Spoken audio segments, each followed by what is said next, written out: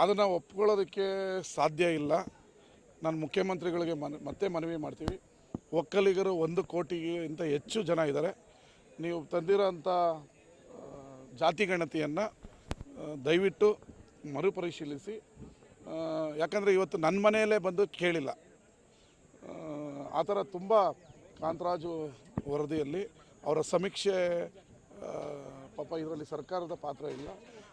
ಯಾರು ಸರ್ವೆ ಮಾಡಿದ್ದಾರೆ, ನನ್ನಂಥವ್ರು ಎಷ್ಟೋ ಮನೆಗಳಲ್ಲಿ ಕೇಳಿಲ್ಲ. ಇವತ್ತು ಇದರ ಬಗ್ಗೆ ಉಪಮುಖ್ಯಮಂತ್ರಿಗಳು ಸಭೆ ಕರೆದಿದ್ದಾರೆ ಬೆಂಗಳೂರಿನಲ್ಲಿ. ನಾನು ಎಲ್ಲ ಕೆಲಸ ಬಿಟ್ಟು ಆ ಸಭೆಯಲ್ಲಿ ಭಾಗವಹಿಸ್ತಾ ಇದ್ದೀನಿ. ಮುಂದೆ ಏನು ಮಾಡಬೇಕು ಅಂತೇಳಿ ನಮ್ಮ ಸಮಾಜದ ಮಂತ್ರಿಗಳು, ಶಾಸಕರು, ಮಠಾಧೀಶರಿದ್ದಾರೆ, ಅದರ ಕ್ರಮ ಕೈಗೊಳ್ತಾರೆ. ಅಲ್ಲ, ಈಗ ಅವ್ರು ಕೊಟ್ಟಿರೋದನ್ನು ನಾನು ಸಾರಾಸಟ್ಟವಾಗಿ ಹೇಳಿದೆ, ಒಪ್ಕೊಳ್ಳೋಕ್ಕೆ ಸಾಧ್ಯ ಇಲ್ಲ. 1 ಲಕ್ಷಕ್ಕಿಂತ ಹೆಚ್ಚು ಒಕ್ಕಲಿಗರಿದ್ದೀವಿ. 1 ಕೋಟಿಗಿಂತ ಹೆಚ್ಚು ಇದ್ದೀವಿ. ಈಗ ಮಂಡ್ಯದಲ್ಲೇ ಒಂದೊಂದು ತಾಲೂಕಲ್ಲಿ 1 ಲಕ್ಷ, 1.5 ಲಕ್ಷ ಈ ರೀತಿ ಇದ್ದಾರೆ. ಅದರಿಂದ ಮುಖ್ಯಮಂತ್ರಿಗಳಿಗೆ ಮತ್ತೆ ಮನವಿ ಮಾಡ್ತೀನಿ, ಇದನ್ನು ಯಾವುದೇ ಕಾರಣಕ್ಕೂ ಒಪ್ಕೋಬೇಡಿ. ರೀಸರ್ವೆ ಆಗಲಿ, ಒಕ್ಕಲಿಗರು ಎಷ್ಟಿದ್ದಾರೆ ಅನ್ನೋದು ರೀಸರ್ವೆ ಆಗಲಿ. ಅಲ್ಲ, ಅದನ್ನು ನೇರವಾಗಿ ಹೇಳಿದ್ದೀನಿ. ಒಕ್ಕಲಿಗರು 1 ಕೋಟಿಗಿಂತ ಹೆಚ್ಚಿದ್ದೀವಿ.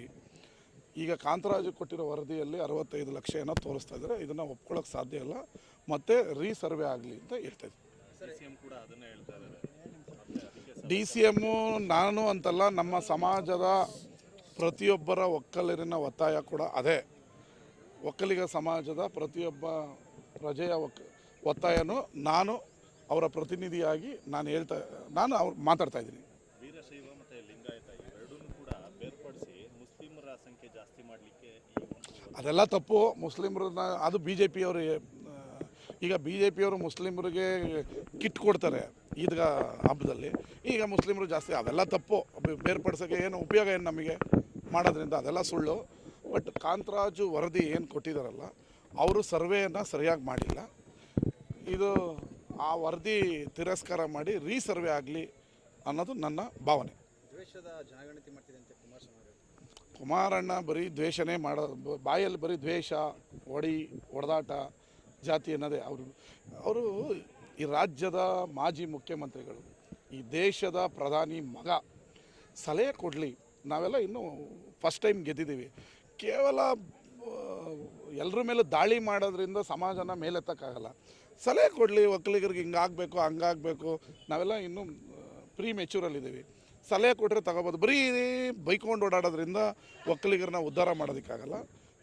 ಅವರು 2 ಬಾರಿ ಮುಖ್ಯಮಂತ್ರಿ ಆಗಿದ್ದಾರೆ. ಅವ್ರು ಸಲಹೆ ಕೊಡಲಿ, ಸ್ವೀಕರಿಸೋಣ. ಬರೀ ಮಾತಾಡೋದ್ರಿಂದ ಉಪಯೋಗ ಆಗಲ್ಲ.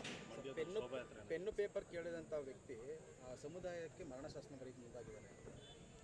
DK ಶಿವಕುಮಾರ್ ಜಾತಿ ಗಣತಿ ಮಾಡಿದ್ರಾ? ಪೆನ್ನು ಪೇಪರ್ನ ಕೊಡಿ ಅಂತ ಕೇಳಿದ್ದು ಹೌದು. ಅವ್ರೇನು ಜಾತಿ ಗಣತಿ ಮಾಡೋಕ್ಕೆ ಕೇಳಿದಾರ? ಸುಮ್ಮನೆ ಒಬ್ಬರು ಎಳೆದು ಇವತ್ತು ಸಮಾಜ ಇಲ್ಲಾಗಿರೋದು. ಪ್ರತಿಯೊಬ್ಬರು ಸಮಾಜ ಸಂಕಷ್ಟದಲ್ಲಿದ್ದಾಗ ಒಗ್ಗಟ್ಟಾಗಬೇಕು. ಬರೀ ಅವ್ರನ್ನ ಬೈಯೋದ್ರಿಂದ ಆಗಲ್ಲ.